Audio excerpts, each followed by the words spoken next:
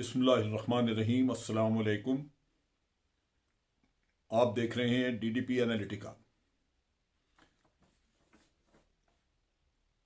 जब से जो बाइडन ने सदारती ओहदा संभाला है अमेरिका में, तो वो अपने इत्तेहादियों को दाएं बाएं टेलीफोन कर रहे हैं और मुख्तलिफ लीडर्स को कांटेक्ट कर रहे हैं। इसमें उन्होंने इजराइल के प्राइम मिनिस्टर को भी रिंग किया, फिर भारत के प्राइम मिनिस्टर को किया। इसी तरह जो अमेरिका के सेक्रेटरी डिफेंस मुकर्रर हुए हैं, उन्होंने भी इनके सेक्रेटरी खारजा जो मुकर्रर हुए हैं, उन्होंने भी इनके सेक्रेटरी खारजा से बात की और ये इनको बताया, सेक्रेटरी खारजा को यानी वजीर खारजा को, कि अमेरिका आंखें बंद करके नहीं बैठा। अमेरिका ने इंडिया और चाइना के बॉर्डर पे जो क्लैशेस वगैरह हुए हैं या जो झगड़ा चल रहा है, उसको बड़ा माइन्यूटली उसको देखा जा रहा है और नज़र रखी हुई है उस पर। और अमेरिका पूरी तरह बाखबर है कि यहाँ पे सूरत हाल क्या हो रही है, उसको मॉनिटर कर रहा है। इसी तरह जो बाइडन की स्टेटमेंट थी, उसमें थोड़ा इख्तलाफ था, उसमें थोड़ी मुख्तलिफ बात की गई। उसमें भारत को कहा गया कि हम आपके इत्तेहादी हैं और हम चाहते हैं कि ये जो इंडो पैसिफिक है, इसको तजारत के लिए महफूज रखा जाए और आम तजारत के आज़ादाना तजारत हो सके, यहाँ पे जा सकें। और दूसरी तरफ ये कि चाइना को थोड़ा मतलब चाइनीज़ का जो कंट्रोल है इस एरिया पे, वो इतना सख्त नहीं होना चाहिए कि दूसरों के लिए कमज़ोरी हो। लिहाजा भारत को अमेरिका के साथ मिलके तो इंडो पैसिफिक में चाइना के अगेंस्ट बड़ा मजबूत दिफा करना होगा। यानी दूसरे लफ्ज़ों में क्वाड जो बनाया इन्होंने, उसको मजबूत करना होगा, मज़ीद मजबूत करना होगा। क्वाड यानी एक इत्तेहाद है, एक अलायंस इन्होंने बनाई है जिसमें जापान है, ऑस्ट्रेलिया है, अमेरिका है और इंडिया है। अब इन सारे मुल्कों को अगर आप देखें तो भारत वाहिद मुल्क है जिसकी ज़मीनी सरहदें चाइना के साथ मिलती हैं। और अगर चाइना के साथ कोई जंग होती है तो सबसे बड़ा मार्का जो है वो भारत की सरहद पे होगा। और अगर कोई खून खराबा होता है, सोफिस्टिकेटेड वेपन्स का इस्तेमाल होता है और इलाका कोई खोया जाता है या हासिल किया जाता है, तो वो यहाँ होगा। बाकियों का मसला नहीं, वो खुले समंदर में है, नेवी की अगर कोई इनकी जंग वंग होती है। मैं ये इसलिए कह रहा हूँ कि चाइना ने इस पर रिएक्ट किया था। चाइना ने बड़ा वाज़े अमेरिका को पैगाम दिया है कि ये जो क्वाड है, हम इसको अपने खिलाफ एक अग्रेशन समझते हैं। हम समझते हैं कि आप हमें हमारा घेराव, हमारे गिर्द घेराव कर रहे हैं और हमें ये कबूल नहीं। और उन्होंने ये भी इनको कहा, अमेरिका को कहा कि आप वापस वो जो कोल्ड वॉर वाली अपनी स्ट्रेटजी थी उसी को अपना रहे हैं और कोल्ड वॉर वाले दिनों में आप वापस जा रहे हैं। जो आउटडेटेड चीज़ है उसको आप अब छोड़ दें और हम इस चीज़ को पूरी तरह मॉनिटर कर रहे हैं, देख रहे हैं। चाइना का खासा सेंसिटिव एरिया है यहाँ पे। उनका आप देख लीजिए कि मुख्तलिफ जजीरे हैं जिनके साथ उनका मसला है और वो जजीरों की मलकियत का झगड़ा है, कुछ वियतनाम के साथ है। और यहाँ पे आप कह लीजिए कि एक बॉटलनेक भी है, जैसे हम कहते हैं मलाका स्ट्रेट।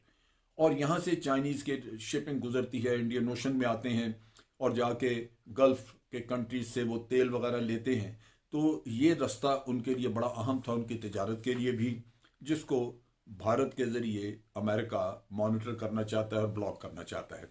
ये वो चीज़ है जो चाइनीज़ समझते हैं कि उनके ख़िलाफ़ है। लिहाजा अगर ऐसा काम जिसमें कि चाइना के ख़िलाफ़ जारियत या चाइना के ख़िलाफ़ एक दुश्मनी की जा रही है और भारत उसका हिस्सा बनता है, तो लाजमी बात है भारत को फिर चाइना से कोई बहुत खैर की तवक्को नहीं रखनी चाहिए। अब सूरत हाल ये है कि मैं जिस चीज़ पे फोकस करना चाह रहा था, स्टेटमेंट्स तो ये थी जो अमेरिकन ने दी, लेकिन मैं जब पिछली स्टेटमेंट्स पे निगाह लगा रहा था तो उसमें भारत के वजीर खारजा जयशंकर की एक स्टेटमेंट मैंने देखी जिसमें उन्होंने राइटर को एक इंटरव्यू दिया और उसको उन्होंने कहा कि ये चाइना ने जो लद्दाख में जो कार्रवाई की है, उसके बाद चाइना ने अपना एतमाद खो दिया है, उसका ट्रस्ट जो है वो हमारा बिल्कुल टूट चुका है उसके साथ। इसी तरह की राजनाथ साहब ने भी एक बड़ी मायूसी की स्टेटमेंट दी और मायूस कुन बात की। लेकिन जो वीके सिंह हैं, इनके मिनिस्टर, और एक वक्त पे वीके सिंह जो है वो मेरा ख्याल वजीर दिफा इनके, और वो इनके आर्मी चीफ भी रह चुके हैं, उन्होंने अभी 2 दिन पहले बयान दिया और उन्होंने कहा कि दर हकीकत जो चाइनीज़ के जो कह रहे हैं वो दुरुस्त कह रहे हैं, यानी इंडिया जो है वो चाइना के इलाके में घुसता रहा है, यानी ट्रांसग्रेशन हम करते रहे हैं, हम इनग्रेस करते रहे अंदर उनकी टेरिटरी में। और यानी दूसरे लफ्ज़ों में उन्होंने अपने जुर्म का एतराफ़ किया।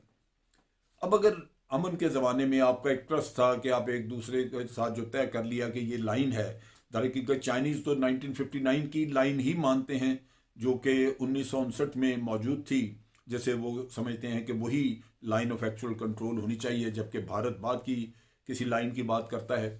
और वो 1959 वाली लाइन अभी उन्होंने मानी भी है। जब मॉस्को में अभी जयशंकर और इनके चाइनीज़ फॉरेन मिनिस्टर के मुज़ाकरात हुए, बात हुई और एक एग्रीमेंट उन्होंने साइन किया, तो उसमें यही लगता है कि वो जो 93 वगैरह का एग्रीमेंट है उसको ख़त्म कर दिया गया है और अब वो 1959 वाली लाइन को मानते हैं।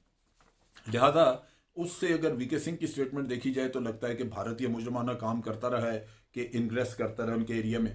अब ये जो गिला किया जयशंकर साहब ने, सुब्रमण्यम जयशंकर के चाइनीज़ के साथ ट्रस्ट ख़त्म हो गया है, ये देखने की बात है। मैं थोड़ा सा इसका तजिया करना चाहता था।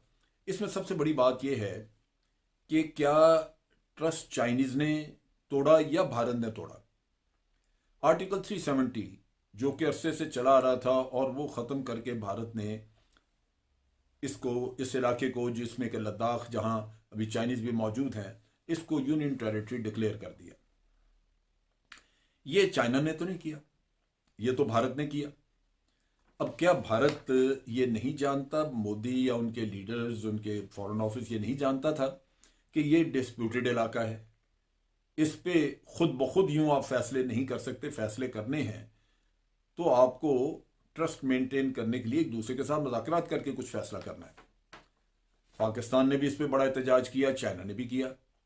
ये कैसे कबूल किया जा सकता है कि यूनाइटेड नेशन की करारदादें भी मौजूद हों, कश्मीर एक डिस्प्यूटेड टेरिटरी हो और चाइना के साथ भी आपका डिस्प्यूट हो। अब तो ट्राइलेटरल बन गया कि कश्मीर के मसले में चाइना पाकिस्तान एक तरफ हो गए और भारत एक तरफ है और तीनों मुल्कों को अब इस पे बैठ के फैसला करना होगा।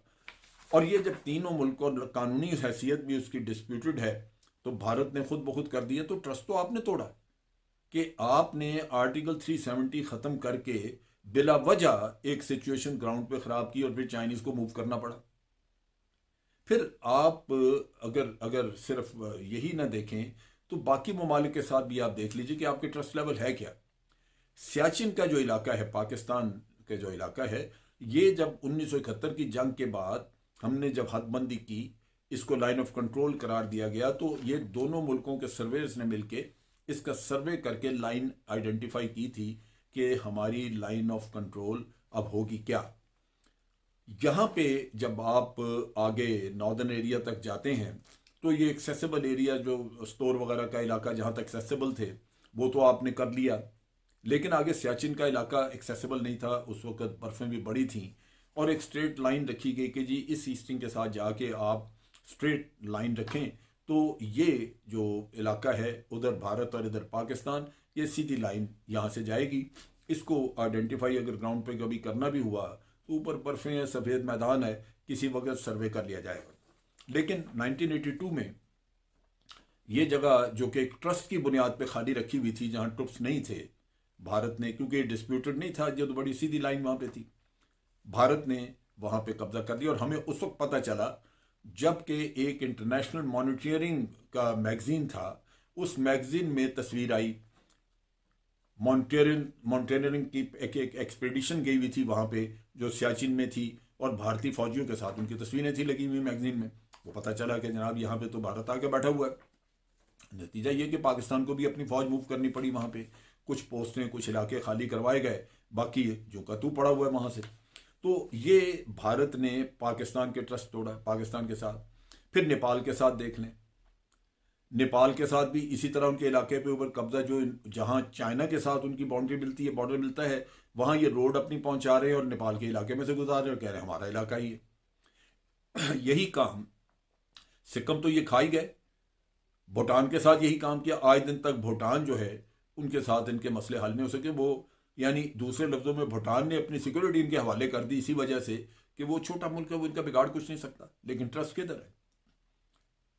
बांग्लादेश के साथ भी, बांग्लादेश की बॉर्डर पे भी इनको मसला है, वहाँ भी बॉर्डर क्रॉसिंग की बात करते हैं। और बांग्लादेश चूंकि एक महकूम मुल्क है, आज वो एक तरह की भारत की कॉलोनी बन चुका है, लेकिन जब भी उनको होश आएगी तो बंगाली आज़ादी पसंद लोग हैं, वो ये झगड़ा खड़ा होगा वहाँ पे बंगाल में। उधर उधर जो जो बांग्लादेश है, वहाँ पे आम आदमी तो भारत के खिलाफ बात करता है, वो भारत से खुश नहीं है, वो तो भारत को बड़ा नफरत करता है, क्योंकि वो समझते हैं कि 1971 की जंग में ठीक है उन्होंने हमारी मदद की, लेकिन अब इस मदद का मतलब ये तो नहीं कि हम इनके नौकर होकर रह गए, मुलाजिम हो गए, लेकिन उन्होंने उन पर रखा हुआ है। तो बात यह है कि पूरे खित्ते में किसी भी हमसाया मुल्क को अगर आप पूछ लें तो भारत के ऊपर एतमाद नहीं करने को तैयार कोई। चाइनीज को भी हाथ दिखाया, आखिर वो पड़ गए। तो देखने की बात यह है कि आप दुनिया को मैसेज दे रहे हैं कि जनाब चाइना के साथ अब ट्रस्ट नहीं रहा। ट्रस्ट हकीकतन आप पे नहीं रहा, आप यूनिलेटरल काम करते रहे, आप हर जगह अपना हाथ डालते रहे हैं और कोशिश करते रहे कि दूसरों के इलाकों पे कब्जा किया जाए। ये मेरा ख्याल है मुनासिब नहीं, और इससे भारत को नुकसान होगा, क्योंकि आपने अपने चारों तरफ दुश्मन पैदा किए, दोस्त पैदा नहीं किए। आज के लिए इतना ही। अफवाज पाकिस्तान जिंदाबाद, पाकिस्तान पाइंदाबाद।